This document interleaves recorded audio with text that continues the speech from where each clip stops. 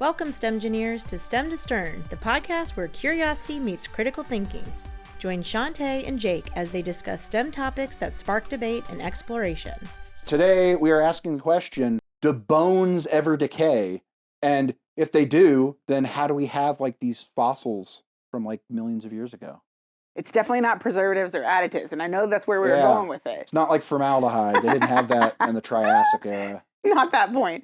That is an interesting question. I'm thinking through the concept because, like, I don't think they don't decompose because I think they're a lot less than they were originally. That is correct. I happen to know the answer to this question. So tell us. Because I've watched a lot of Jurassic Park. Of course you have. So I'm an expert on this.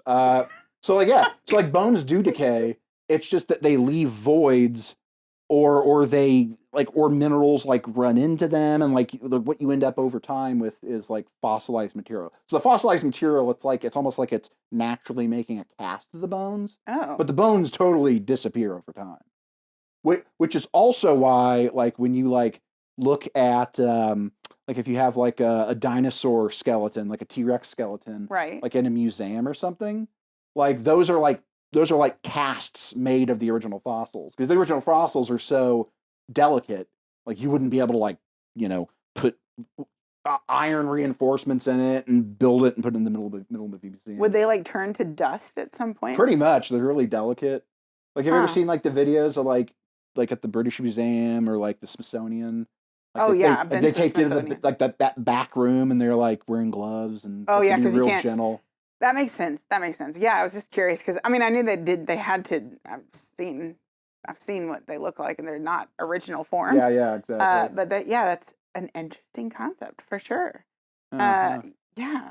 Where do the dinosaur bones go? They just dissolve over time, just like everything else. Yeah. So, yeah. They are decomposable. And usually, like, you need like situations where like let's say like you need like material to cover up the body first.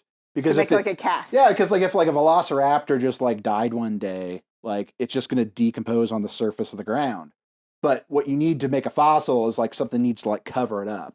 That's why like the La Brea tar pits are such like a awesome place for fossils and stuff, and like mud and stuff like that, or ice or snow. Fascinating. Do you have a fossil? I have an uncle who lives in Colorado, and when I was a kid, he sent me like this big fossil kit. I loved it when I was a kid. Oh yeah, fossil kits. Like I have one like old fossil. It's like some like dinosaur tooth or something. I carried it around with me all the time when I was a little kid. Are teeth decompose eventually? Or no? Eventually, yeah. I was going to say they take a long time too, like bones. It's all calcium. Drink your milk, kids. That's right. That way your bones stay around a lot longer. Yeah, exactly. So we'll be able to. So we can because we'll be gone way before anybody else probably. But hey, yeah.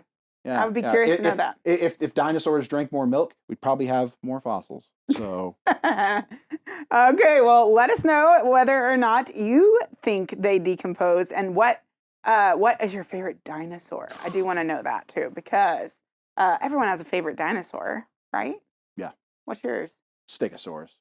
That's a valid one. Yeah. Let us know. Yeah, let us know what it is in the comments. Thanks for tuning in to STEM to Stern. We hope today's episode got you thinking. If you enjoyed the discussion, subscribe and share it with others. And be sure to check out our show notes for free resources and links that go along with today's episode. Until next time, keep questioning and keep exploring, STEMgineers.